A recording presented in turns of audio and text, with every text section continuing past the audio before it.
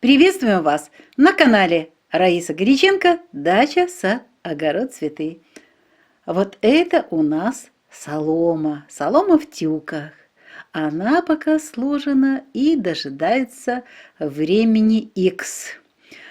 И эта солома будет использована именно как мульча.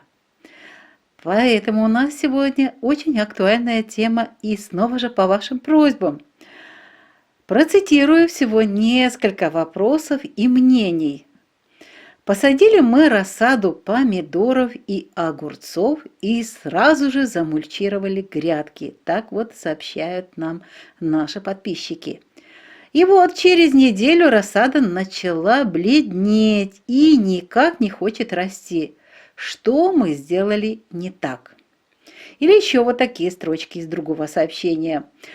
Посадили лук и после всходов замульчировали соломой грядки. Лук какой-то бледный. Мы его уже несколько раз поливали, а он не растет и даже гниет. Ну и сразу же по этой теме еще один вопрос и мнение. Замульчировали посадки помидоров в прошлом году соломой. Поливали эти помидоры изобильно. Почва была закрыта, и не должны были быть вот этих споры грибковых заболеваний. Они просто-напросто не имели права подниматься на листики помидоров.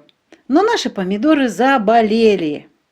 Выбросили мы мульчу, помидоры обработали химическими фунгицидами несколько раз и еле-еле спасли растения. Урожай был никакой, настроение испорчено. Но говорят, что на соломе есть много грибковых заболеваний. И именно солома заразила наши помидоры. Вот такие выдержки из наших сообщений. Ну и вот мы сегодня ответим и на вопросы, и на мнение по мульчированию почвы.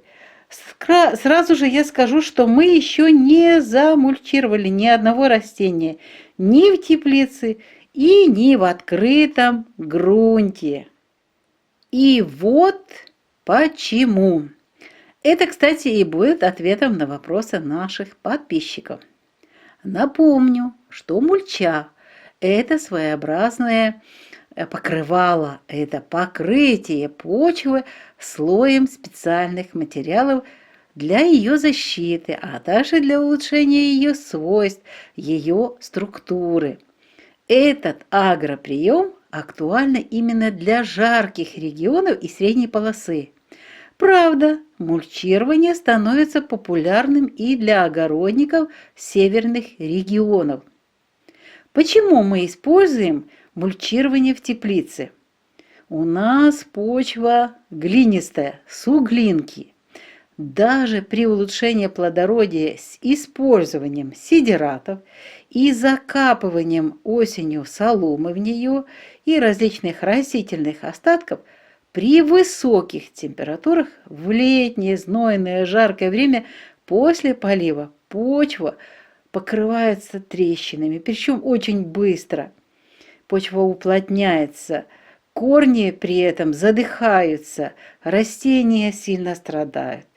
И вот при укрытии почвы мульчой из ржи, которую мы сами выращиваем, а также покупаем озимую пшеницу, солому озимой пшеницы, и иногда используем стебли гороха, который мы выращиваем, тоже он идет именно на мульчирование. И вот мы научились благодаря вот этим материалам сохранять влагу в почве. При этом очень важный момент. Значительно, мы уже посчитали, на треть сократили количество воды на поливы. Это очень важно и очень актуально, экономия воды. Корни овощных растений при этом в жаркое, в знойное время не перегреваются. Под покрывалом мульчи всегда температура ниже, чем в открытом грунте под открытыми вот этими солнечными знойными лучами солнца. Например, мы вот делали такие замеры в июне, Открытый грунт, в июле месяце и августе, открытый грунт иногда прогревается до плюс 60 градусов. В общем, яйцо отварное становится, мы закапывали верхний слой почвы, яйцо сваривалось. А вот под мульчой температура держится в пределах около плюс 30 градусов. Разница ощутимая наполовину. Снимаем это видео 25 мая 2022 года. Солома в тюках в ожидании, а все грядки еще не замульчированы. Укрывать почву соломенным одеялом не спешим. Спешка мульчирования сразу же после посадки – это серьезнейшая ошибка. Нельзя после посадки рассады, тем более почва еще не прогрелась. Именно весной, ранней весной, в апреле и в мае месяце почва еще холодная. И нельзя мульчировать после посадки наши все растения. Климат меняется, и весна в последние годы, даже у нас на юге Украины, все длиннее и холоднее. Теплые периоды уже в мае были у нас, они даже были дни, когда плюс 30-31 уже было. И вот они резко меняются холодными периодами, когда ночью температура воздуха удерживается в пределах от плюс 8 до плюс 11, а в теплые периоды плюс 15. Разница тоже очень ощутимая. А вот эти температуры плюс 8, плюс 11 ночные, ну и днем не очень-то температура прогревается 22, иногда 18 градусов, когда вот проходит холодный циклон. Это очень холодно. И если укрыть грядки с посадками овощных растений еще в апреле и даже в мае, то почва так и не прогреется. Мульчирующий материал не пропустит тепло в почву. Если же при этом посадки растений еще и поливать, то при низких температурах в почве очень быстро развиваются споры почвенных грибковых заболеваний. Корни при этом начинают гнить. Поэтому растения вот и становятся такими бледными, как вы пишете нам, и даже погибают. У них нет возможности на жизнь. Поэтому не спешите укрывать грядки мульчой до тех пор, пока не установится настоящая жаркая летняя погода. И причем это должна вот эта погода держаться где-то около недели, чтобы хорошенько прогрелась почва. Обычно мы приступаем к мульчированию почвы в теплице только в период уже июня месяца. Ну, а до того времени, пока мы не мульчируем почву, мы, конечно же, после полива берем сапку в руки и вспушиваем почву, уже когда можно это делать после полива. Ну, а появляющиеся сорняки пропалываем. Конечно, почву после полива мы тоже обработали, несмотря на то, что не замульчировано. И в почву мы осенью добавляли раствор трихофита, то есть триходермин. Мы уже полностью обработали и растения, и всю почву в теплице раствором триходермина.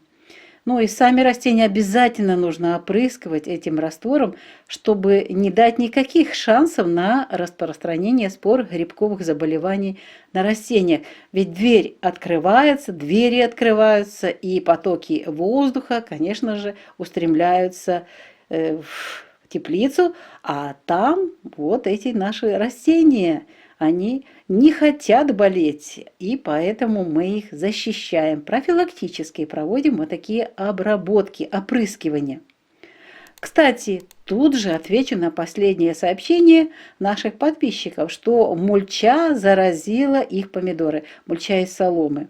После укладки соломы на почву мы снова же изобильно поливаем всю солому из лейки раствором триходермина. И в этот же день проводим обработку растений, то есть опрыскивание, снова же раствором триходермина. Прекрасная профилактика, и все работает отлично.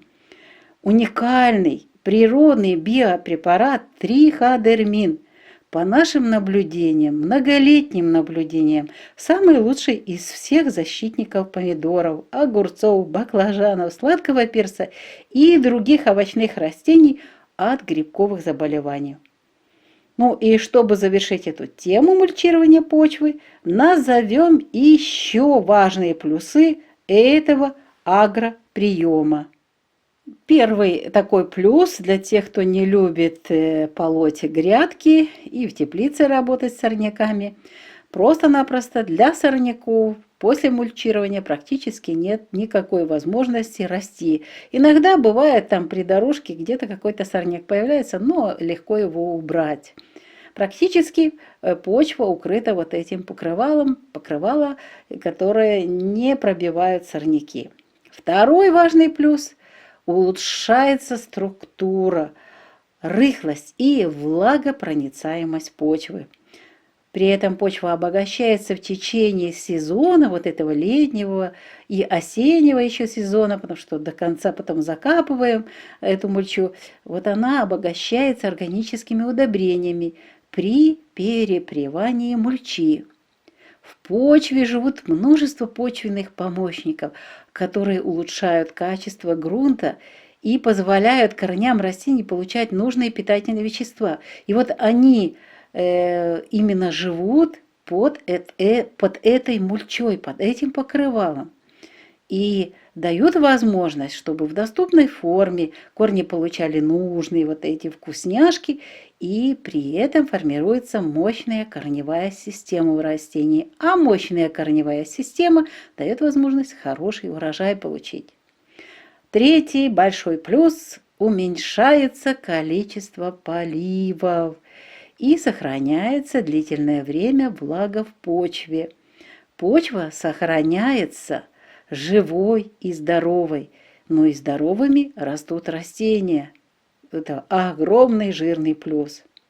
Я думаю, что в основном мы ответили на ваши вопросы, которые поступили на данный момент, и другие виды мульчирования. Но вот эти доступные, и их можно использовать на нашем огороде.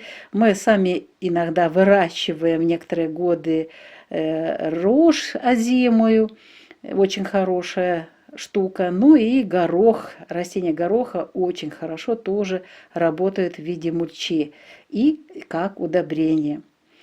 Вот наш ответ на вопросы по мульчированию грядок. Те же правила, кстати, для этого агроприема и для открытого грунта. Пока грунт основательно не прогреется, мульчу не используем. Запомните это, наши дорогие начинающие коллеги-огородники. Ну, а ответы на данные вопросы, которые поступили на сегодняшний день, вот эти ответы подготовили для вас, как всегда, Раиса Горяченко и Александр Волик. А мы прощаемся с вами до следующего видео. Мира вам и добра, благодатной, хорошей погоды и хорошего урожая на здоровой почве, урожая овощных, садовых растений. До новых встреч на нашем канале. Пока-пока!